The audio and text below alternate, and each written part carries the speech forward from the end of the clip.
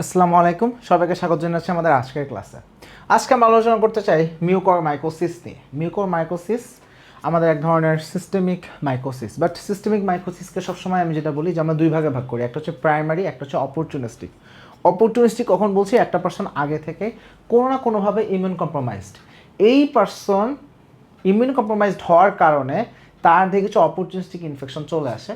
So যদি এইভাবে এই সেট আপে যদি কোনো ডিপ মাইকোসিস বা সিস্টেমিক মাইকোসিস হয়, তখন আমরা সেটাকে অপরচুনিস্টিক ডিপ মাইকোসিস বা অপরচুনিস্টিক সিস্টেমিক মাইকোসিস বলবো। সো মিউকরমাইকোসিস আসলে এক ধরনের অপরচুনিস্টিক কন্ডিশন, এক ধরনের অপরচুনিস্টিক ইনফেকশন। দেখা যাচ্ছে যে আনকন্ট্রোল ডায়াবেটিস মেলাটাস বা কোনোভাবে হয়তো একটা পার্সন ইমিউন কম্প্রোমাইজড, কোনো একটা ইমিউন কম্প্রোমাইজিং একটা এজেন্ট সে হয়তো বা পায় লম্বা সময় ধরে, কোনো একটা পারপাসে পায়। সাধারণত এই মানুষগুলো আমরা বেশি ইনফেক্টেড হইতে দেখি। বা রিসেন্টলি যখন আমাদের কোভিড হয়েছে, কোভিড-19 যখন হলো, সেখানে ইন্ডিয়াতে দেখা যাচ্ছিল প্রচুর পেশেন্ট, আমরা দেখছিলাম যে মিউকরমাইকোসিস তাদের হচ্ছিল।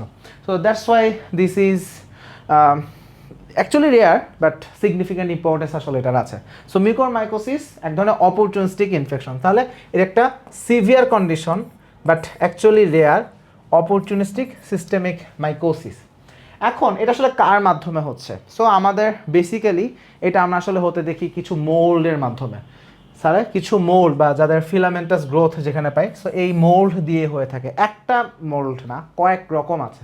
যেমন কি কি আছে, একটা হচ্ছে রিজোপাস, একটা আছে মিউকর, একটা হচ্ছে রিজোমিউকর, এবং মোস্ট কমনলি আমাদের আসে এটা উচ্চারণ কী হবে, লিস্থেমিয়া।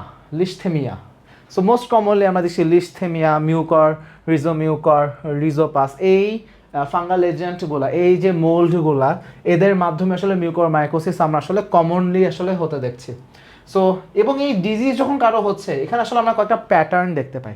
কোনো কোনো পেশেন্টের হইতে পারে যে পালমোনারি প্যাটার্ন, কোনো কোনো পেশেন্টের একটা কিউটিনিয়াস প্যাটার্ন হইতে পারে, কোনো কোনো পেশেন্টের সিস্টেমিক ডিজিজ থাকতে পারে, এবং কোনো কোনো পেশেন্টের ক্ষেত্রে রাইনোসেরেব্রাল বা ক্র্যানিওফেশিয়াল প্রেজেন্টেশন থাকতে পারে। তাহলে man to man presentation vary করতে পারে। তাহলে এখানে রাইনোসেরেব্রাল বা ক্র্যানিওফেশিয়াল প্রেজেন্টেশন হতে পারে, কারো পালমোনারি ইনভলভমেন্ট থাকতে পারে, কিউটিনিয়াস প্রেজেন্টেশন থাকতে পারে, বা সিস্টেমিক ডিজিজ আকার আসতে পারে। বাট আলটিমেটলি প্যাটার্ন যেটাই হোক না কেন, কমনলি এখানে যেই ঘটনাটা আসলে ঘটে, দ্য কমন ক্যারেক্টারিস্টিক হচ্ছে এখানে খুব দ্রুত নেক্রোসিস হয়। So all are characterised by rapid development of necrosis. তাহলে আমরা একটু আসি। সো আমরা দেখবো যে সিভিয়ার টিস্যু নেক্রোসিস হচ্ছে এবং খুব র্যাপিডলি এই নেক্রোসিসটা আসলে ডেভেলপ করে। So rapid development of severe tissue necrosis, এবং যদি এটা আসলে আনট্রিটেড অবস্থায় থাকে, দ্য ফ্যাটাল আউটকাম এখান থেকে পেশেন্ট এখান থেকে মারা যাইতে পারে। So this is very important here. So এটা প্রিডিসপোজিং ফ্যাক্টর হচ্ছে পেশেন্ট আগে থেকে profound immune suppression, like immune suppression খুবই বেশি, এই মোমেন্টে আসলে এই ঘটনাগুলো ঘটে। সো কেন হচ্ছে? হইতে পারে তার একটা নিউট্রোপেনিয়া আছে, হতে পারে তার একটা বোন ম্যারো ট্রান্সপ্লান্ট করা হয়েছে, হইতে পারে তার ডায়াবেটিস মেলাটাস কোনোভাবে কন্ট্রোল না। আর একটা খুব ইন্টারেস্টিং ফ্যাক্ট হচ্ছে যাদের আয়রন চিলেশন থেরাপি পাচ্ছে, আয়রন চিলেশন থেরাপি উইথ ডিসফেরিওক্সামিন, এই পার্সনগুলোও আসলে প্রেডিসপোজড আসলে আমরা বলবো। আরেকটা হচ্ছে সিভিয়ার বার্ন। আমরা জানি যে বার্ন পেশেন্টের ইমিউনিটি কম থাকে, যেহেতু তাদের প্রোটেক্টিভ যে স্কিন তো আমাদের একটা ইমিউনিটি আসলে প্রোভাইড করে, তাই না, একদম first layer of defence. So যাদের বার্ন হয়েছে তারাও আসলে এখানে আমরা বলবো যে প্রিডিসপোজিং ফ্যাক্টরের মধ্যে বার্নও আসলে আসবে। এবং খুব রিসেন্ট টাইমসে যে কোভিড-19 হলো, ইন্ডিয়াতে দেখা যাচ্ছিল কমপ্লিকেশন হিসেবে অনেক মানুষ আসলে এখানে মারা যাচ্ছিল ইন্ডিয়াতে। So that's why this is very important. এখন আমরা কীভাবে ডায়াগনোসিস করবো? ডেফিনেটিভ ডায়াগনোসিসের জন্য আমাদের অবশ্যই কালচার করতে হবে, আমাদের হিস্টোপ্যাথোলজি করতে হবে। তাহলে আমরা একটা হিস্টোপ্যাথোলজিক্যাল কনফার্মেশন লাগবে, আমাদের কালচার লাগবে। কারণ কেন হিস্টোপ্যাথোলজিক্যাল কনফার্মেশন লাগবে? বিকজ এনভায়রনমেন্টাল কিছু কন্টামিনেশন থাকতে পারে, আমরা ওখানে কনফিউজড হয়ে যেতে পারি।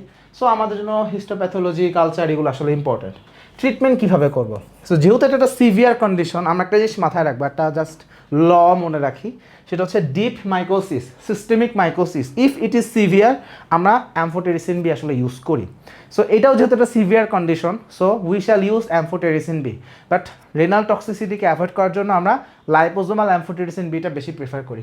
সো এখানে আমরা অ্যান্টিফাঙ্গাল থেরাপি হিসেবে অ্যামফোটেরিসিন বিটা প্রিফার করি এবং যেহেতু এখানে আমাদের নেক্রোসিস হচ্ছে, সো ডেফিনেটলি সার্জিক্যাল ডেব্রিমেন্টও এখানে লাগবে। তাহলে আমি এখানে অ্যান্টিফাঙ্গাল এজেন্টও দিব, সার্জিক্যাল ডেব্রিমেন্টও আমাকে করতে হবে এবং প্রিডিসপোজিং যে ফ্যাক্টর ছিল যদি পসিবল হয় সেটাকে কারেক্ট করতে হবে, লাইক আনকন্ট্রোল ডায়াবেটিস মেলাটাস, তাহলে সেটাকে কারেক্ট করতে হবে।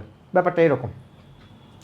So high dose lipid formulated amphotericin B বা যেটাকে আমরা লাইপোজোমাল অ্যামফোটেরিসিন বি বলি, সেটা কমনলি ইউজ করা হয়।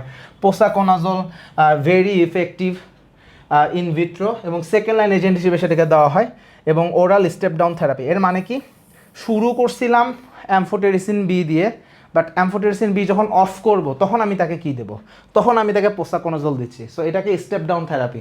যেমন স্টেপ ডাউন থেরাপি একটা কমন একটা এক্সাম্পল দিয়ে বলি, লাইক আমরা যখন সার্জিক্যাল পেশেন্ট বা সার্জারি না বলি, মনে করো আইসিউতে একটা পেশেন্ট আইভি সাপোজ সেফট্রাক্সন পাচ্ছিল। সো পেশেন্টকে লাইক আমরা 4 দিন 5 দিন 6 দিন বা 4 দিন হয়তো বা সে আইভি সেফট্রাক্সন পাইছে, এখন আমরা তাকে বাসায় পাঠিয়ে দিব। তো প্রত্যেক দিন তাকে সেফট্রাক্সন দেওয়ার থেকে আমি যদি এখন এখানে একটা ওরাল থেরাপি সুইচ করে দিই, সব দিক থেকেই বেটার হয়, কারণ পেশেন্ট অলরেডি ইনফেকশন কন্ট্রোল হয়ে গেছে। সো আমরা তখন যেটা করি, একটা স্টেপ ডাউন করি। সো আগে সেফট্রাক্সন পাচ্ছিল, এখন আমরা সেফিক্সিম দিয়ে দিই, তাই ওরাল সেফিক্সিম চলুক। সো এইরকম। সো একটা স্টেপ ডাউন থেরাপি হিসেবে এখানে আমরা পোসাকোনাজল চাইলে দিতে পারি। সো ব্যাপারটা অনেক এরকম। So this is all about mucormycosis. সবাইকে ধন্যবাদ।